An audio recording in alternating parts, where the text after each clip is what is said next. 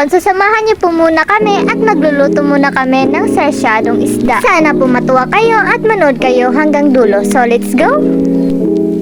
So dahil nga meron pang natirang pinaritong isda, nag-decide kami ni Mama na sasyaduhin na lang para mas malasa siya. Mas maganda kasi kung yun na lang ang gagawin namin. Para naman maubos na ito at wala nang masayang na pagkain. Tara guys, samahan niyo na ako at lutuin na natin ito.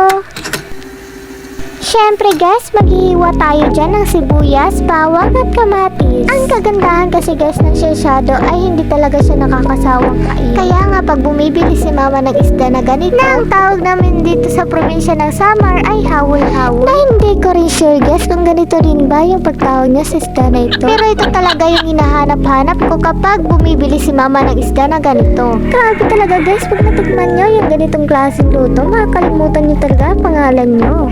Grabe naman kami. Pero syempre, pag mga bagulang talaga natin yung inaasahan natin na magluto, mas masarap talaga pag sila nagluluto, diba?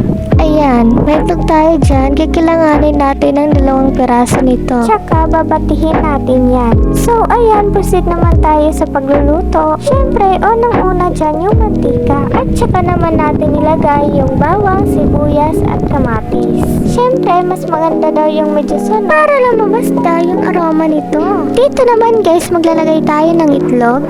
So, ayan, imekos-mekos lang natin siya. At lalagyan natin yan ng toyo. Then, mekos-mekos na naman ulit. At di po dyan mawawala yung panlasa ng patis. Then, mekos-mekos ulit natin yan mga insan. At dito, maglalagay tayo ng tubig. Syempre, hindi mawawala yung magic sarap na magpapalasa sa ating niluluto. Ilagyan po yan ng paminta, hindi lang po masyadong halata. Sorry!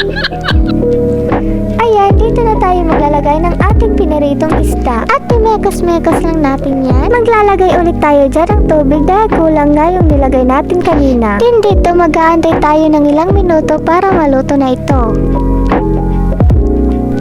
So, ayan guys, luto na yung ating sarsyadong isda. Siyempre, titikman natin yan kung sakto na ba yung lasa. Then guys, hanguin na natin. Siyempre guys, hindi mawawala yung tikiman time, diba? Kita niyo naman guys, at sarap na sarap ko dyan. Bye everyone, thank you for watching.